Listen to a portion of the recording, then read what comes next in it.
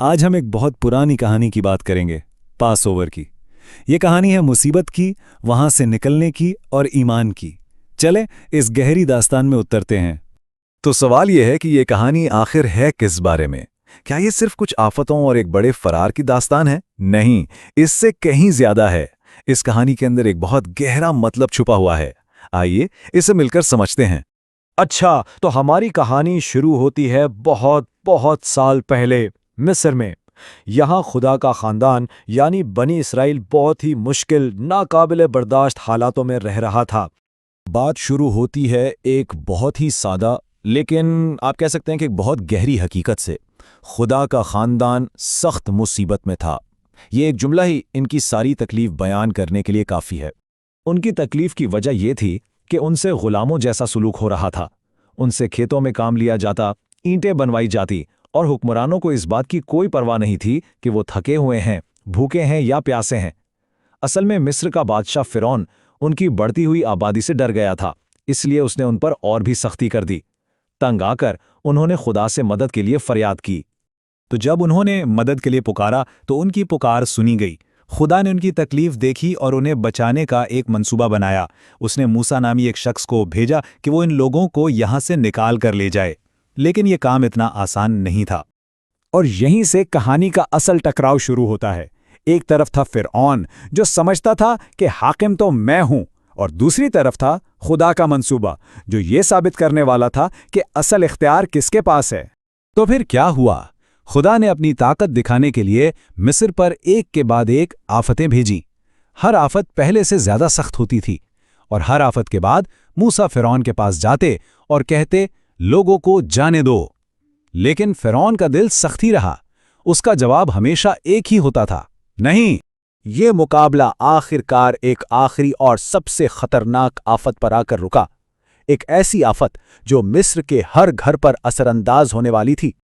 لیکن اس ساری تباہی کے بیچ میں بھی خدا کے پاس اپنے لوگوں کے لیے ایک خاص پلان تھا۔ انہیں بچانے کے لیے کچھ بہت واضح ہدایات دی گئی تھیں۔ انہیں بچنے کے لیے 3 کام کرنے تھے۔ پہلا، ایک بہترین بے عیب بھیڑ یا بکری کا بچہ لینا تھا۔ دوسرا، اسے ذبح کر کے اس کا خون اپنے گھر کے دروازے کی چوکھٹ پر لگانا تھا۔ اور تیسرا، اس کا گوشت ایک خاص طریقے سے کڑوی جڑی بوٹیوں اور بے خمیری روٹی کے ساتھ کھانا تھا۔ اور یہی وہ لمحہ ہے جو اس پوری کہانی کا مرکز ہے۔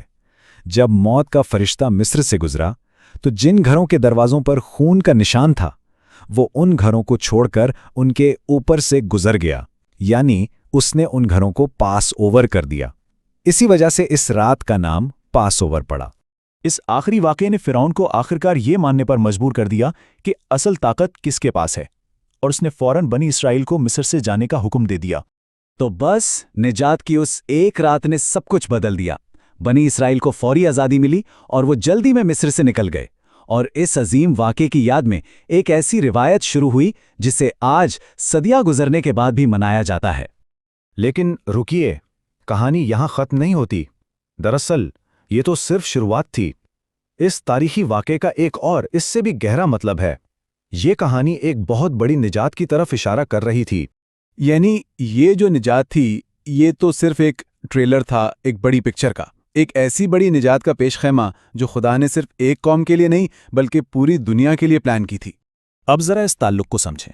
پہلی کہانی میں ایک بھیڑ کی قربانی نے گھر کے پہلے بیٹے کو موت سے بچایا، ٹھیک ہے۔ اب دوسری یعنی بڑی نجات کی کہانی میں یسوع کی موت خدا کے پورے خاندان کو موت سے بچاتی ہے۔ اس نظریے کے مطابق خدا نے اپنے بیٹے یسوع کو زمین پر بھیجا۔ انہوں نے ایک بے گناہ زندگی گزاری اور پھر ہماری جگہ موت کو قبول کیا۔ 3 دن بعد وہ دوبارہ جی اٹھے، اور ان کی موت کی وجہ سے لوگوں کو خدا کے خاندان کا حصہ بننے کا موقع ملتا ہے، اور ایک ہمیشہ کے گھر کا وعدہ بھی۔ تو خلاصہ کیا ہے؟